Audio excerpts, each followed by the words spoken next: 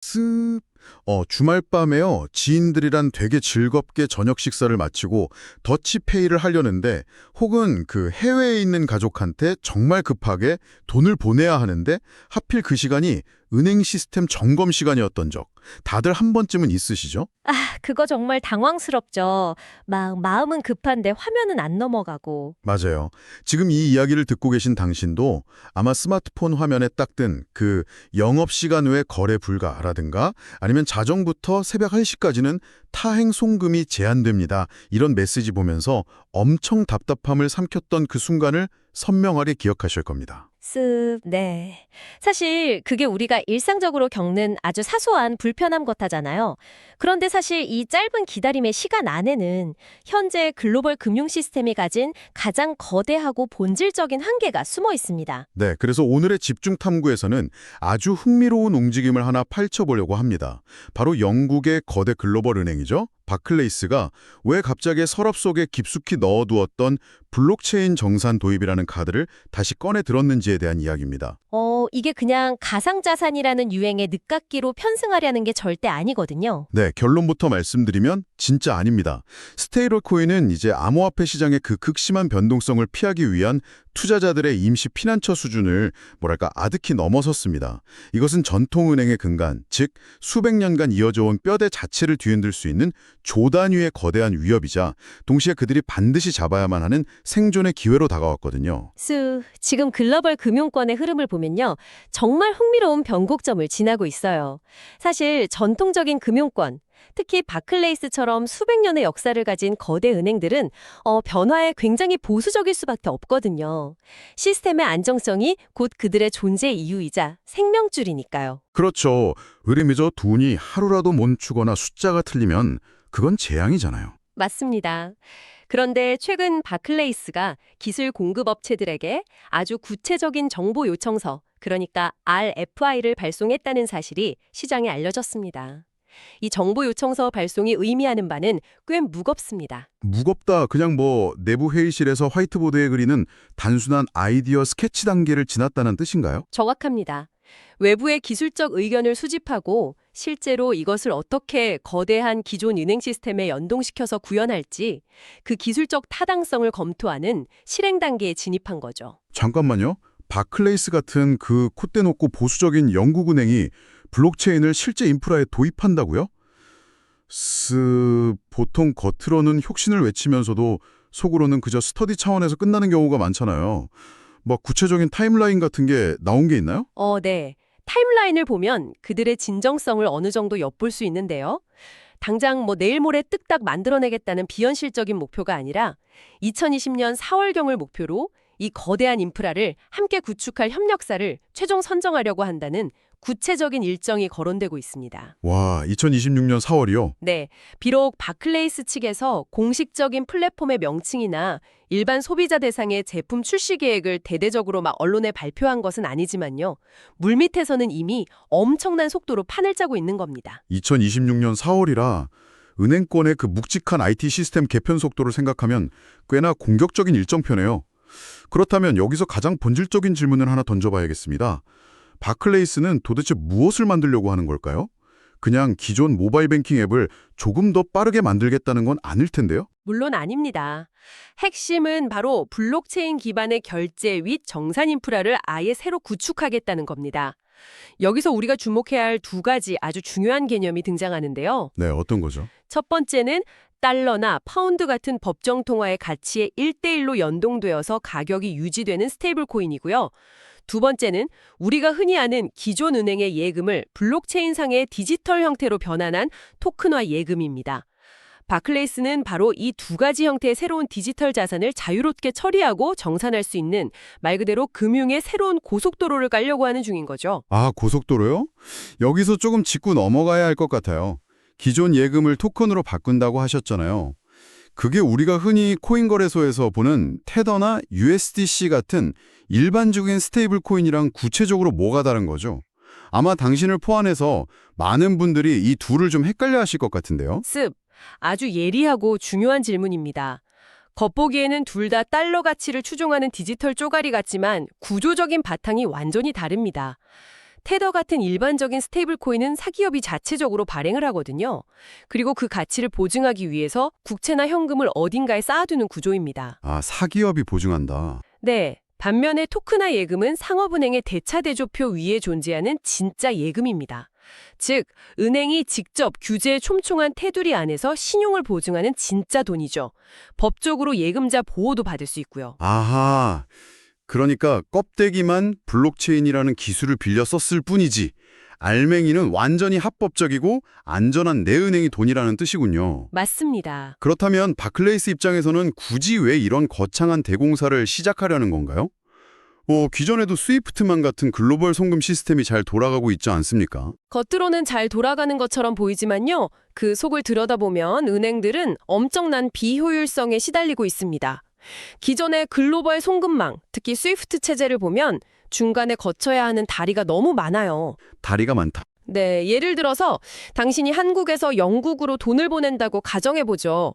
보내는 은행, 중간에서 다리를 놔주는 환거래 은행들, 그리고 마침내 받는 영국 은행까지 모두가 각자의 낡은 장부를 수동으로 확인하고 대조하는 절차를 거쳐야 합니다. 아, 그 과정에서 시간 다 잡아먹는 거군요. 그렇죠.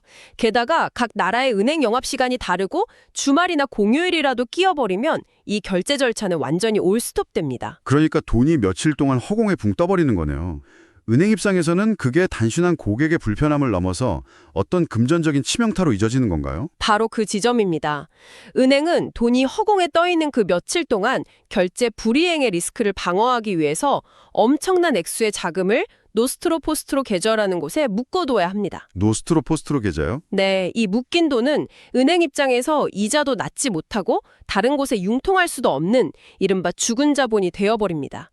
여기서 글로벌 결제 시스템의 근본적인 혁신을 요구하는 시장의 압력이 폭발하는 겁니다. 자본 효율성이 극도로 떨어지니까요. 와, 죽은 자본이라. 돈을 굴려서 돈을 버는 은행 입장에서는 정말 치명적인 약점이네요. 하지만 단순히 내부 자본의 효율성을 높이기 위해서 그 수백 년 된 은행의 파이프라인을 통째로 갈아엎는다는 건 좀 과한 투자 아닌가요? 뭔가 더 거대하고 즉각적인 외부의 위협이 다가오고 있기 때문은 아닐까요? 정확하게 보셨습니다. 내부의 비효율성을 개선하는 것도 중요하지만 진짜 공포는 외부에서 밀려오고 있거든요. 바로 온체인 시장의 엄청난 팽창 속도입니다. 미국 재무장관이 예측한 바에 따르면 현재 수백억 달러 규모인 스테이블 코인의 시가총액이 2030년경에는 무려 3조 달러로 돌파할 수 있다고 합니다. 잠깐만요. 3조 달러요? 네, 3조 달러면 원화로 4천조 원이 훌쩍 넘는 천문학적인 금액이죠.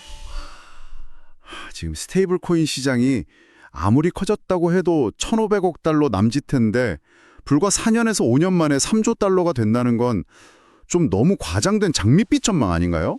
규제 당국이 그렇게 호락호락하게 팽창하도록 내버려둘 리도 없고요. 그 의심이 당연합니다. 만약 스테이블 코인이 지금처럼 단순히 암호화폐 거래소 안에서 비트코인을 사기 위한 어떤 대기자금 역할만 한다면 3조 달러는 절대 불가능한 숫자입니다. 네, 그렇죠. 하지만 진짜 변화는 스테이블 코인이 단순한 투자 수단을 넘어서 일상적인 기업 간 결제망, 즉 훌륭한 송금 수단으로 쓰이기 시작했다는 데 있습니다. 글로벌 기업들이 물품 대금을 주고받을 때 수수료 비싸고 며칠씩 걸리는 전통은행 송금 대신에 1초 만에 전송되는 스테이블 코인을 실제 무역 결제에 사용하기 시작한다면 이야기가 완전히 달라지죠. 아, 일종의 거대한 자본 대이동이 일어날 수 있다는 거군요. 당신의 입장에서 한번 상상해 보세요.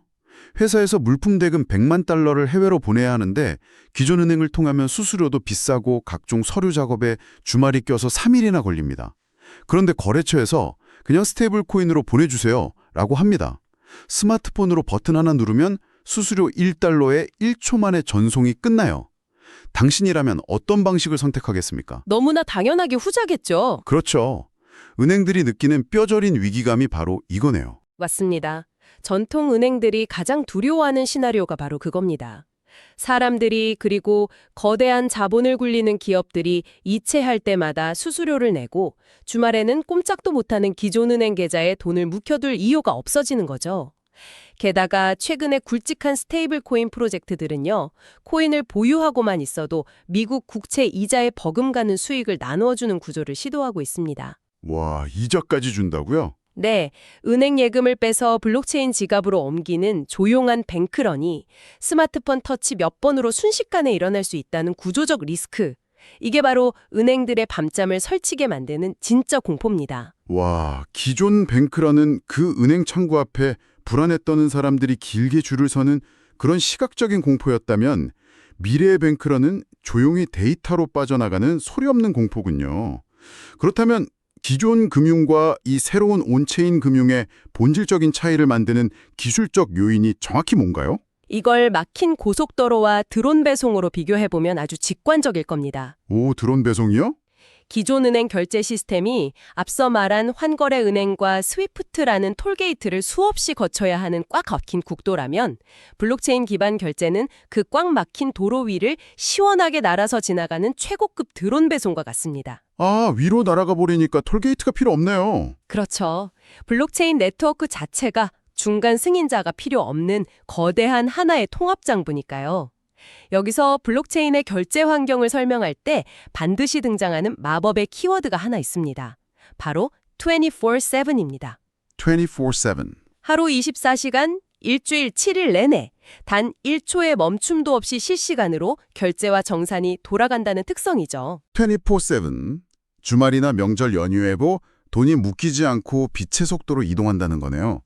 아까 말씀하신 그 죽은 자본을 단 1초도 만들지 않는 완벽한 자본 효율성의 마법이군요. 그렇다면 이 엄청난 효율성의 혁명 앞에서 바클레이스만 이런 고민을 하고 있을 리는 없잖아요. 다른 글로벌 거대 은행들은 지금 뭘 하고 있나요? 가만히 앉아서 파이가 뺏기는 걸 구경만 하고 있지는 않을 텐데요. 이미 치열한 인프라 선점 전쟁은 시작되었습니다. 사실 바클레이스보다 한 발 앞서 움직여서 이미 실행 단계에서 굵직한 성과를 내고 있는 곳도 있어요. 어딘가요? 가장 대표적인 곳이 바로 미국의 최대 은행인 JP모건 체이스입니다. 이들은 일찌감치 JPM 코인이라는 자체적인 토큰화 예금 시스템을 상용화했습니다. 물론 아직 일반 개인 고객용은 아니지만 거액의 자금을 굴리는 다국적 기관 고객들 사이에서는 24/7으로 온체인 상에서 결제와 정산을 처리할 수 있도록 이미 실전 배치를 마치고 엄청난 액수를 처리하고 있죠. 와, JP모건은 벌써 자체 이름이 붙은 코인을 굴리면서 저만치 앞서가고 있었군요. 그렇다면 여기서 다시 바클레이스 이야기로 돌아와서 그들의 셈법을 좀 분석해 봐야 할 것 같습니다. 경쟁사들이 저렇게 막 우리 이름의 코인을 내세우면서 치고 나가는 상황에서 바클레이스는 자신들의 이름을 딴 화려한 코인을 직접 발행하는 대신에 조용히 외부 기술 업체들을 모아 인프라만 깔려고 하고 있잖아요. 네, 그렇죠. 왜 굳이 스포트라이트를 받는 주인공 자리를 마다하고 묵묵히 판을 까는 쪽을 선택한 걸까요? 이 판의 흐름을 좀 더 넓게 보면요. 바클레이스의 이 움직임은 굉장히 영리하고 노련한 포석이라는 걸 알 수 있습니다. 은행이 직접 완전히 새로운 형태의 스테이블 코인을 발행한다는 건 그 토큰이 가지는 가치 변동성, 스마트 컨트랙트 해킹 위험, 그리고 무엇보다 각국 중앙은행과 규제 당국의 어마어마한 견제를 가장 최전선에서 온몸으로 맞아야 한다는 것을 의미합니다. 아, 폭탄을 직접 안고 뛰는 거네요. 맞습니다. 바클레이스는 굳이 그 위험한 폭탄을 직접 가슴에 안고 지뢰밭을 뛰고 싶지 않은 겁니다. 19세기 캘리포니아 골드러시 시대를 한번 떠올려 보시죠. 아, 금광 시대요. 금을 캐러 미친 듯이 달려든 광부들보다 진짜 부자가 된 사람들은 따로 있었다는 그 유명한 일화 말씀이시군요. 바로 그겁니다. 무법지대에서 1억 천금을 노리고 목숨 걸고 금을 캐던 광부들보다 그들에게 튼튼한 리바이스 청바지를 팔고 금을 캐는 곡괭이를 독점해서 팔았던 상인들이 진정한 최후의 승자가 되었죠. 바클레이스는 지금 디지털 금융의 골드러시 시대에 청바지와 곡괭이를 파는 인프라 상인이 되려는 겁니다. 와, 비유가 진짜 찰떡이네요. 시장에서 어떤 스테이블 코인이 1등을 차지하든 어떤 혁신적인 토크나 예금이 대세가 되든 상관없습니다. 그 모든 디지털 돈들이 안전하고 빠르게 굴러갈 수 있는 튼튼한 철도와 파이프라인을 자신들이 장악하겠다는 전략입니다. 정말 소름 돋게 영리한 전략이네요.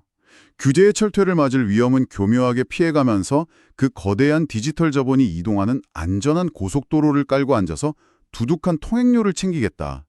게다가 그들은 수백 년 된 제도권 은행이라는 절대적인 무기, 즉 대중과 국가의 신뢰를 이미 쥐고 있으니까요. 가장 합법적이고 안전한 디지털 머니의 놀이터를 구축하는데 이보다 더 유리한 입장은 없겠군요. 그렇습니다. 바클레이스는 기존 금융 시스템의 엄격한 규제 테두리 안에서 혁신을 수용하려 한다는 점이 핵심입니다. 디파이처럼 통제 불가능한 야생에서 일어나는 위험천만한 혁신이 아니라 자금 세탁 방지나 고객 신원 확인 같은 기존의 깐깐한 안전장치를 온전히 유지하면서 블록체인의 효율성만 쏙 빼먹겠다는 것이죠. 쏙 빼먹는다? 네, 결국 글로벌 지급결제 인프라 자체가 완전히 새로운 패러다임으로 재편되는 이 거대한 톱니바퀴 속에서 룰을 지키며 인프라를 선점한 자가 미래금융의 권력을 쥐게 될 것입니다. 결국 이 모든 현상이 가리키는 종착지는 어딜까요? 일각에서는 블록체인과 코인이 발전하면 중간자 역할을 하는 은행은 모조리 망하고 역사 속으로 사라질 거라고 호언장담했잖아요. 하지만 오늘 바클레이스와 JP모건의 사례를 짚어보니 전통적인 은행이라는 존재가 디지털 혁명의 파도에 휩쓸려 완전히 사라지는 게 아니라 우리가 상상하지 못했던 전혀 새로운 모습으로 진화하고 있다는 생각이 듭니다. 바로 그 통찰이 오늘 집중탐구의 핵심이자 뼈대입니다. 은행의 멸망이 아니라 치열한 진화죠. 다가올 3조 달러 시대에 도태되지 않기 위해서 은행들은 지금 살을 깎는 고통을 감수하고서라도 디지털의 뼈대를 자신들의 낡은 시스템에 이식하고 있습니다. 이것은 단순한 IT 투자의 문제가 아니라 전통금융의 가장 처절하고도 필수적인 생존 전략입니다. 자신들의 최대 강점인 굳건한 신뢰성은 그대로 무기로 쓰되 치명적 약점이었던 비효율성은 온체인 기술로 완전히 덮어버리는 겁니다. 그렇군요. 오늘 우리가 나눈 이 깊고 묵직한 이야기의 결론을 내려보자면 이렇습니다. 지금 전 세계적으로 벌어지고 있는 거대 은행들의 움직임은 기존 시스템을 모조리 파괴하고 파괴하려는 무정부주의적인 탈중앙화 금융혁명이 결코 아닙니다.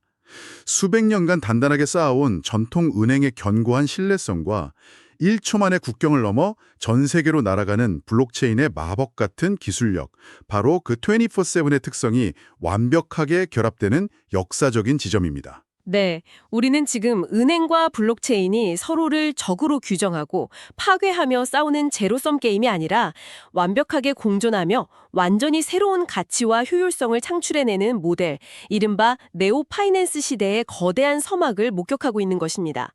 바클레이스의 이번 인프라 구축 프로젝트는 그 네오파이낸스가 어떻게 허상이 아닌 현실 세계의 금융망에 단단하게 뿌리 내릴지 보여주는 아주 중요한 첫 번째 청사진이 될 것입니다. 2026년에 그들이 과연 어떤 협력사와 손잡고 어떤 혁신적인 형태의 고속도로를 대중 앞에 선보일지 글로벌 금융시장의 눈과 귀가 쏠리는 것은 너무나도 당연한 일입니다. 자, 이제 이 흥미로운 탐구를 마치면서 당신에게 아주 도발적이고 긴 여운이 남는 질문을 하나 던져볼까 합니다. 머지않은 미래 어느 날, 당신이 한 달 동안 열심히 일하고 받은 소중한 월급이 기존 은행 계좌에 익숙한 숫자로 찍히는 것이 아니라 당신의 스마트폰 디지털 지갑 속에 토크나 예금이나 스테이블 코인의 형태로 꽂히는 순간이 분명히 올 것입니다.